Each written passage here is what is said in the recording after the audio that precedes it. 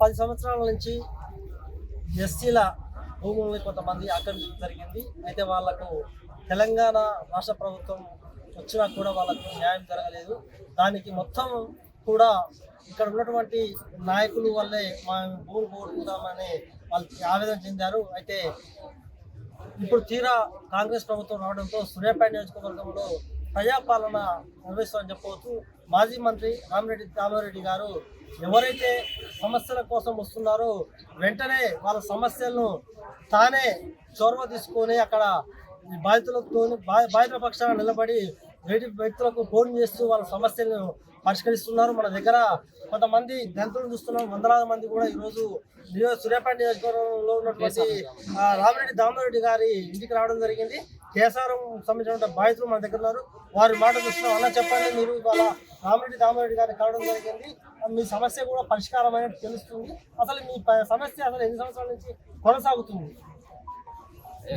Telangana government వచ్చిన కానించని అయితే మా భూములల్లో ప్రభుత్వ సంస్థలని, ఆ సంస్థలని, ఈ సంస్థలని ప్రైవేటు వాళ్ళకి ఇచ్చి కుల సంఘాలకని మమ్మల్ని చాలా ఆవేదనకు గురి చేస్తున్నారు.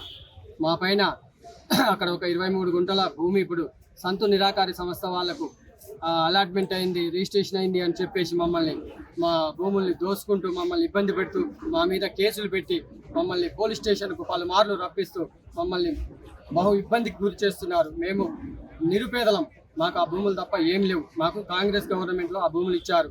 మరలా ఈ కాంగ్రెస్ గవర్నమెంట్ మమ్మల్ని ఆదుకుంటానికి వస్తున్నది.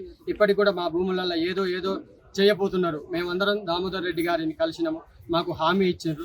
మాకు న్యాయం చేయవలసిందిగా మా ప్రజలందరం కలిసి ఉమ్మడిగా వీడికి వచ్చి మా అర్జీ చెప్పుకున్నాం. ఇప్పుడు గత ప్రభుత్వంలో మీరు ఉన్నటువంటి మంత్రి జగదీష్ రెడ్డిని కలిసి మాట్లాడితే మాకు ఏదో ఇల్లు ఇప్పిస్తామన్నారు, అది ఇప్పిస్తామన్నారు, ఇది ఇప్పిస్తామన్నారు, శంకుస్థాపన చేసిర్రు, ఓట్లు వేసుకునే వరకు వేయించుకున్నారు. తర్వాత మా ముఖం చూస్తలేరు, మమ్మల్ని ఏం పట్టించుకుంటలేరు. అది ఉన్న పరిస్థితి. మొత్తం ఎంత భూమి, ఎంతమంది సభ్యులు? మొత్తం 58 ఎకరాల 23 గుంటల ల్యాండ్, 5వ సర్వే నెంబరు. మేము సభ్యులం వచ్చేసి అక్కడ ఒక 60 మందికి మాకు సర్టిఫికెట్లు ఇచ్చిర్రు. మాకు 13B ఫామ్లు ఉన్నాయి. మాకు కొంత ఇక్కడ ఏంది మన తెలంగాణ గవర్నమెంట్ కూడా మాకు అలాట్ చేసింది. వాళ్ళ పట్టా సర్టిఫికెట్లు ఉన్నాయి. మాకు ఆన్లైన్ పట్టాలు ఉన్నాయి. మాకు కాంగ్రెస్ గవర్నమెంట్లో వచ్చిన పట్టాలు ఉన్నాయి. మళ్ళీ 2006 మాకు మొత్తం 1986, 87 నుంచి మొదలుకుంటే 2006 వరకు మాకు అలాట్మెంట్ చేసిన పట్ట కాగితాలు ఉన్నా కానీ మమ్మల్ని ఏమాత్రం కేర్ చేస్తలేరు.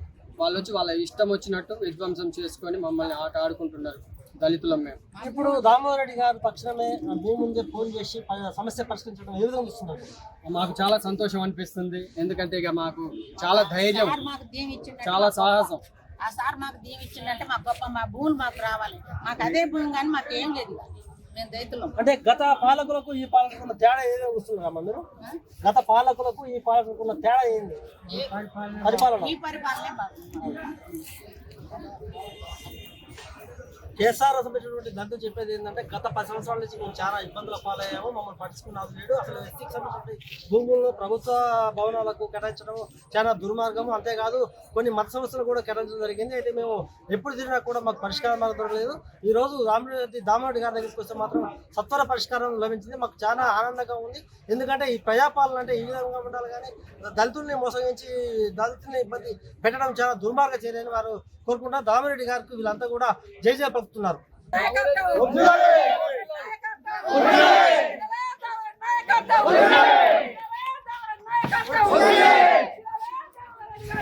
My God!